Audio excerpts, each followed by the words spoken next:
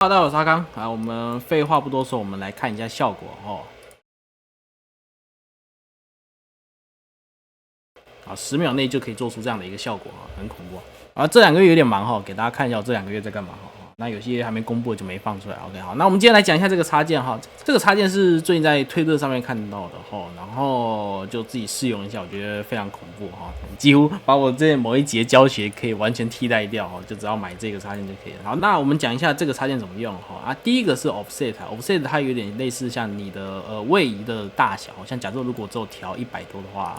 这个你看他们的位移就会比较小一点哈，那如果我把它调很大的话，它这个位移的大小就会特别大哈，好，大概是这样。然后再来的话是这个随机性，随机性的话就是随机位置哈，对，这个不用特别多讲。那 speed 的话它是这个哈，就是你这个原本偏离的位置，然后到你原位的中间花的多少格数哈。那这个 speed 的话就是越小的话，像这边可能是15格嘛，那如果我这边弄一个可能只有5格之类的，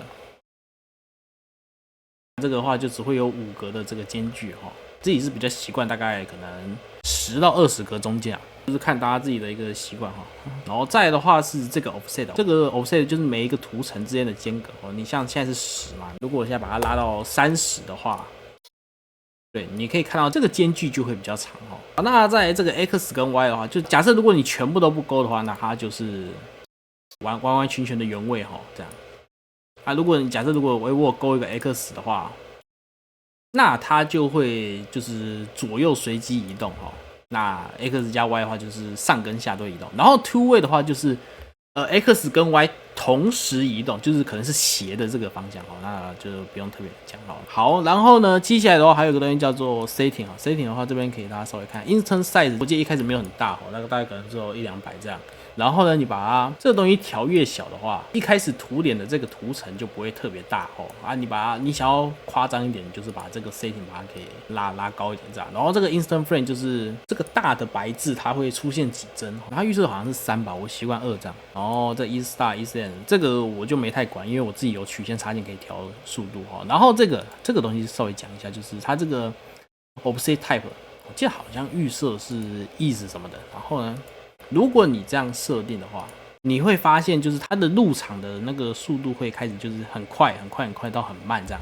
那我自己是偏好 linear， 就是大家都规规矩矩的一排这样子。然后这个还有一个 precomp， 如果你打勾的话，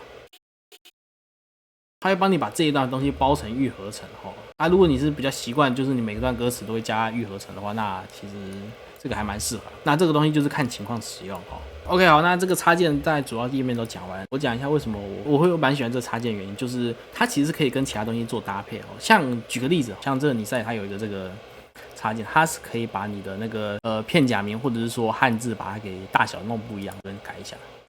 好，那调完之后的话，还可以再加东西，像我们之前有一集有讲那个Glyph Glide 的那个插件，它里面有这个 Glyph 哦。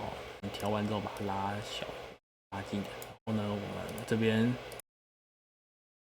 好，我们这样就是大小不一样，然后呢，每个位置都不一样，这样调好之后的，那它的话还是一样可以使用这个插件，然后呢来达成这个动画效果哈。好，这个时候呢，我们调一下曲线。哎，你看这样就一个看起来蛮有质感的一个动画就做出来了，很快哈，就用几个插件这样调一调。